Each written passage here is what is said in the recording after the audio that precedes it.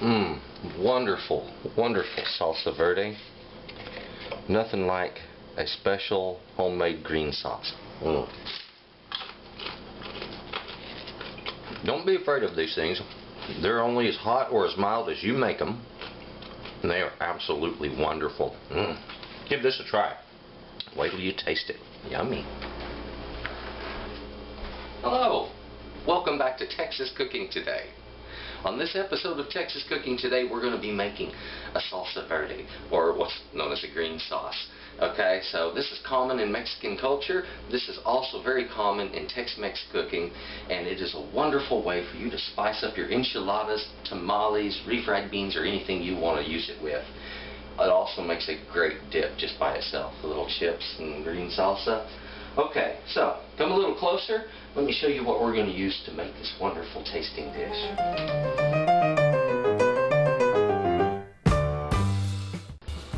Now let's take a quick look at our ingredients for our salsa verde. What I have here are some tomatillos. Now you're going to need about 12, 13 ounces of these things, and you can see the size of these. These are fairly large for tomatillos. Sometimes these are as small in diameter as a quarter. Alright, and this one pretty much is like a jumbo sized one. Alright, so good large ones. I'm using 5 of those. I'm using a half of a medium onion, a poblano. I have a couple of tablespoons of lime juice here. We have some jalapenos. Also, if you like serranos, you want to make this a little hotter, put in some serrano chili. Or if you want to make it just really smoking hot, you might want to put in one of those green or bold chilies. I wouldn't dare use more than one, not without trying the first batch. Alright, a clove of garlic and some cilantro. Now the wine, well, that doesn't actually go in the dish. That's just to enjoy as you're making the dish, okay?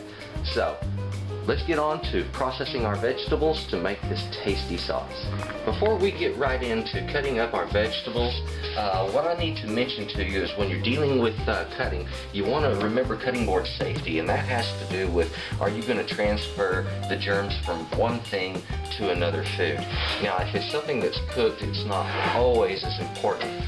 If you're using a wooden board like this that has a blood groove in one side, we'll save that side for cutting meats.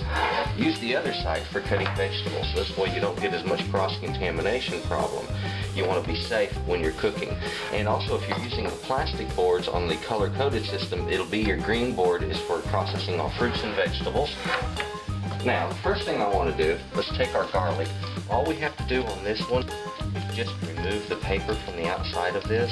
And you notice I give it a little bit of a twist as I'm squeezing it firmly, and it causes that paper to break loose easily.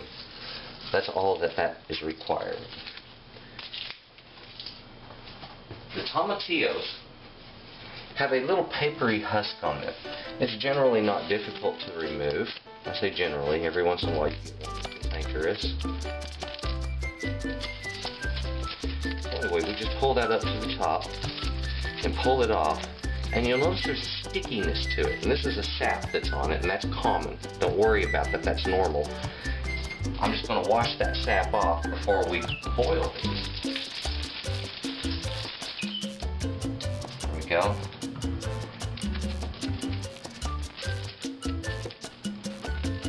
Pull that off. And I want to do each one of these alike.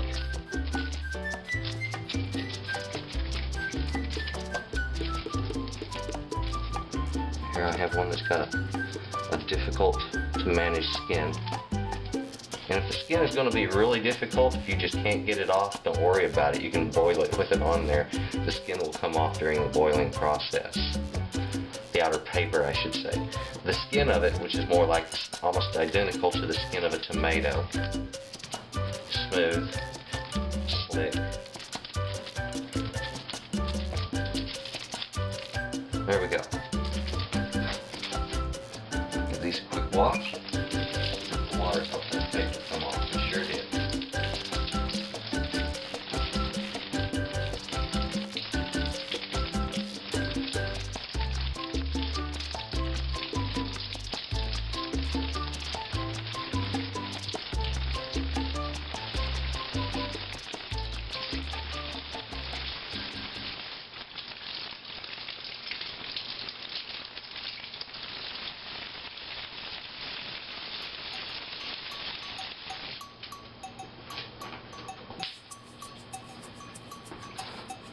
The last thing that we need to take care of processing is our onion. Now, I want to show you some neat tricks about an onion.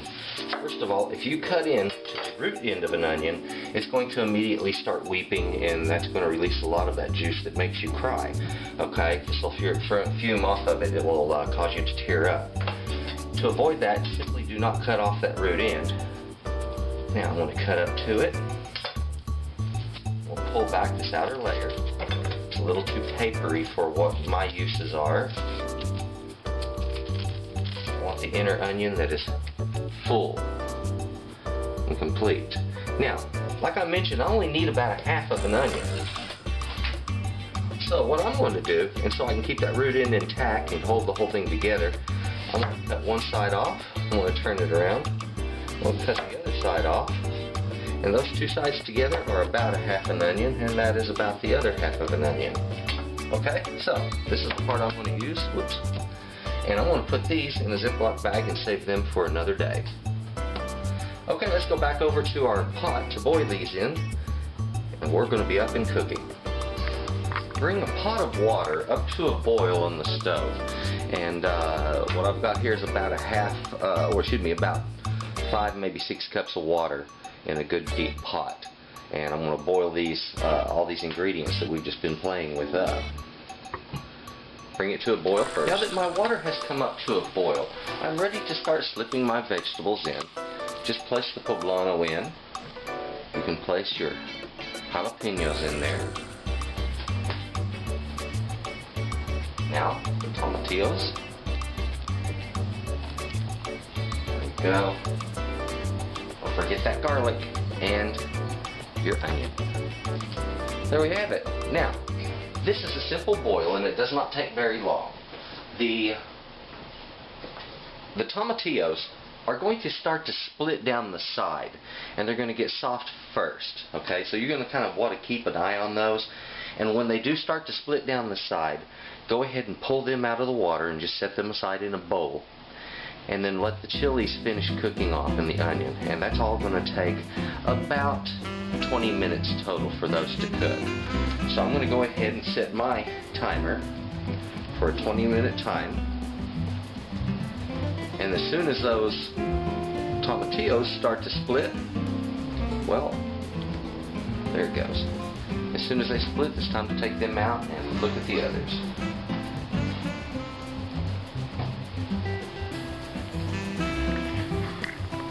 Now I have had this covered. It has been about 10 minutes now, and I notice that my tomatillos have become soft. They're broken. And if they're like that, it's time to go ahead and remove them. That was still a bit firm. I want to leave him in a bit more. Same with that. This one has become soft and it has split. Now, just let the rest of that keep boiling.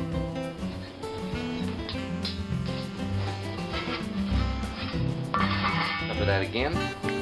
Just let it have at it. We are now at the 15-minute mark. Yes, this tomatillo is broken open now. It's become soft.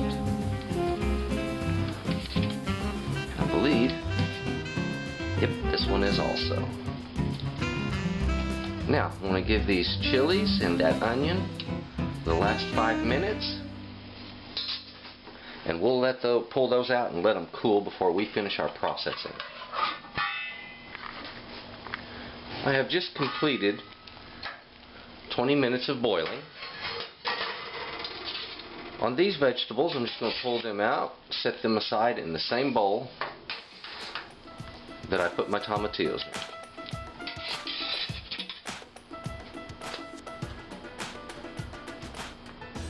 We're going to let everything cool.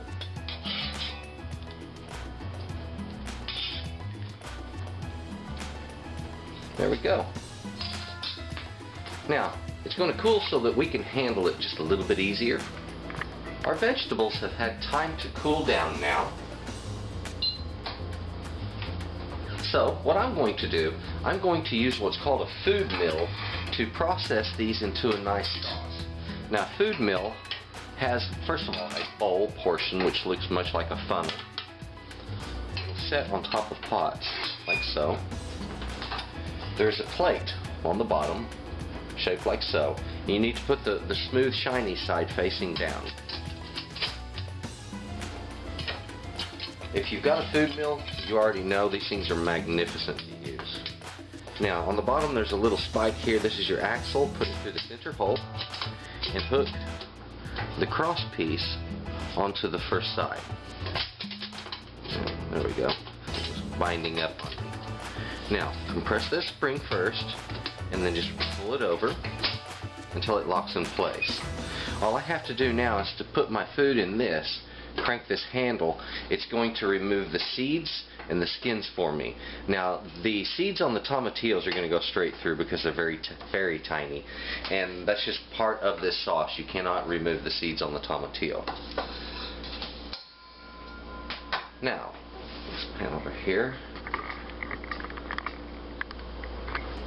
What I want to do to prepare these, watch out, there could be some more water in these. See how I opened that up on a split? I want to take out that crown. I want to throw that away. Now these seeds I'm not going to worry about because again, that's what this food mill is going to take care of. It's going to remove all the skins and the seeds. I just like to get that stem out of my way first. Open those up. That's my jalapenos. If you are sensitive to hot peppers, you might want to handle these things with gloves. I've been handling them for a number of years. I'm used to this.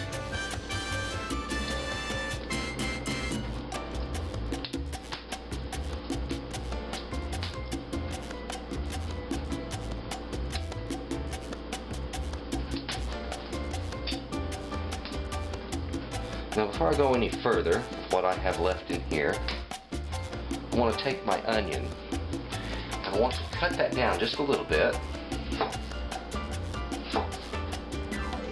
Stem off. There we go. Now that will easily process through my food.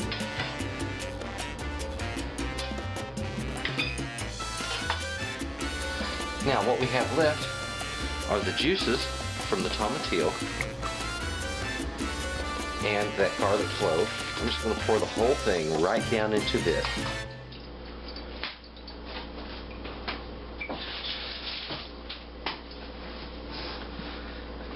Now on a food mill, what you want to do is to grasp the handle on the food mill and hold it close to your body. Let me get a different angle on this so you can see this easier. Okay, we have a better camera angle now. What I wanted to show you is when you hold a food mill, you want to hold this handle right up close to your body so you can control it. And then just gently crank the paddle. And it will, in a very short amount of time, process all of the pulp right down through it, and it's going to leave behind anything that you don't want. Skins, seeds, stuff like that. If you get a stem in there, it won't push it through, it'll leave it behind.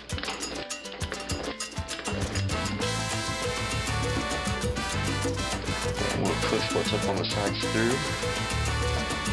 Put down just in there a little bit more.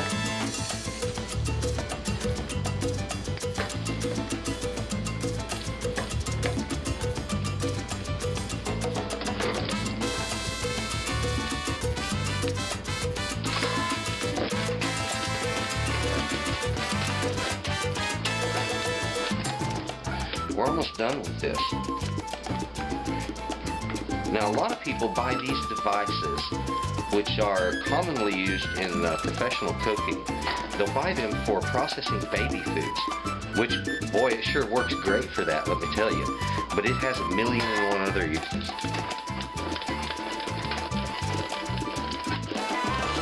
It's a lot cheaper than good quality food processors.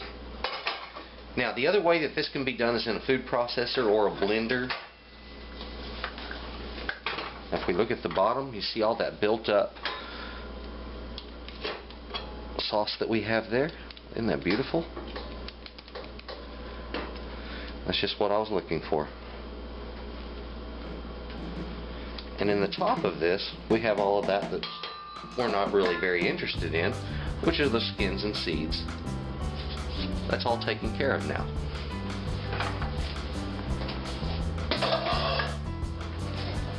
My sauce is right down in here. I need to go ahead, add my lime juice to it. We're going to put a bit of salt in here. I'm going to return this to a boil. And once it comes to a boil, I want to lower the heat, cover it, and we're going to simmer that for about 20 minutes. I'm only be stirring it frequently. Now, if you'll remember right, we had some cilantro that we wanted to put down in this, and this is the right time for that. My sauce is starting to come to a boil.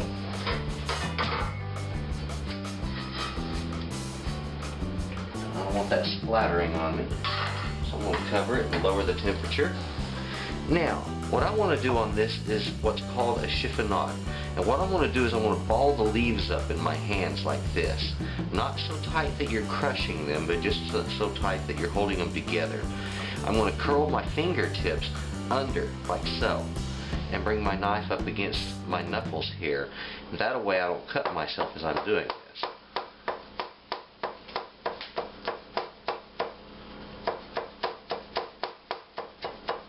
And what I do is just make a slow crab motion. See how my fingers are slowly moving back? That's the motion I make when I'm moving back to make a nice chiffonade. That's what this is. Chiffonade just means a real thin slice.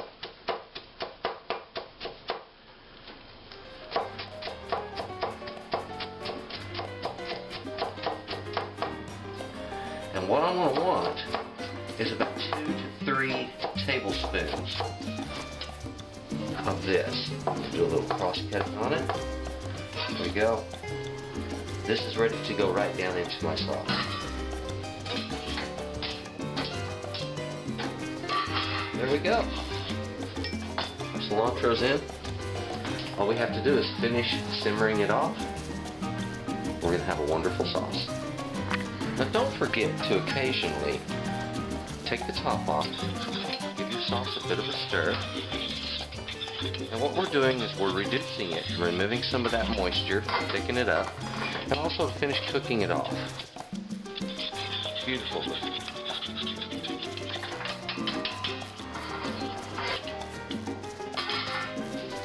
It's been about 10 minutes worth of simmering now. We have now boiled our sauce for a full 20 minutes. And it's time to pull the lid off and take a look inside.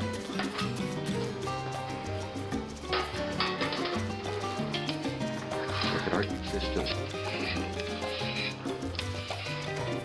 Used a little more simmering just to remove some of the moisture in it, to thicken it just a little bit more. However, it's looking beautiful. We just need to taste it also, make sure our flavor is spot on.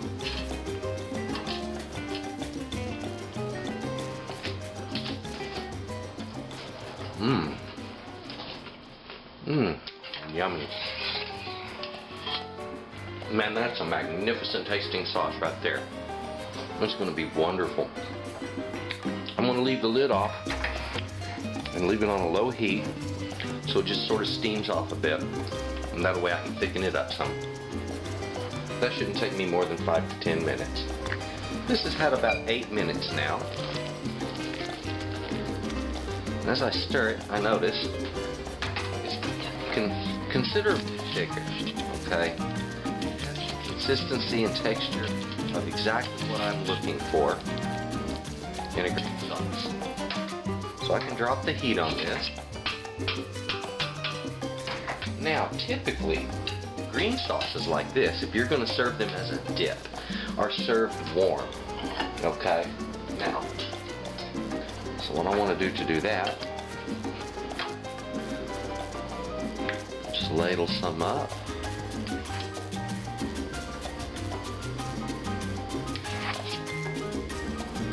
Just like so. Now, we need a dish to put that on.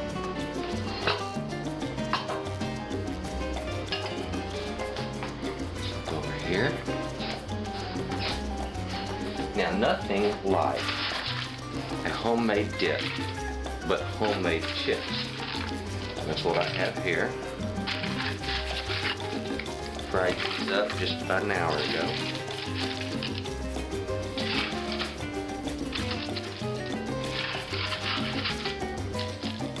So there we have it. Our beautiful Salsa Verde. Yummy.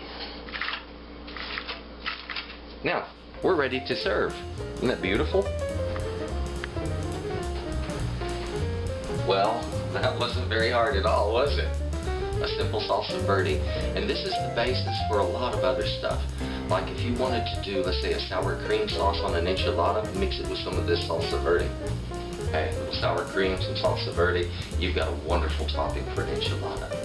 Okay, also it can be put directly on enchiladas, on tamales, on chips. It's a wonderful flavorant for your meat. If you're going to use an enchilada meat, like a beef enchilada meat, mix it with that to flavor it. Beautiful Salsa Verde.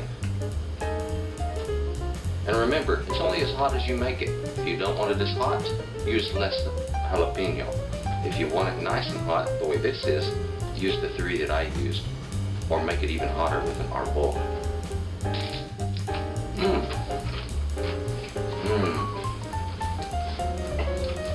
The flavors are rich, fresh, it's acidic. There's a slight kind of sweetness in the background from the onion. That is delightful. Just gotta get a little more. I know, it's double dipping. I'm bad. But it's my dip. So, thank you for watching. Excuse me. Thank you for watching Texas Cooking Today. And please subscribe. You have a nice day. Thank you for watching Texas Cooking Today, the show where you can get great recipes and the best techniques are taught. Please subscribe to Texas Cooking Today, where you will always find something hot and ready to eat.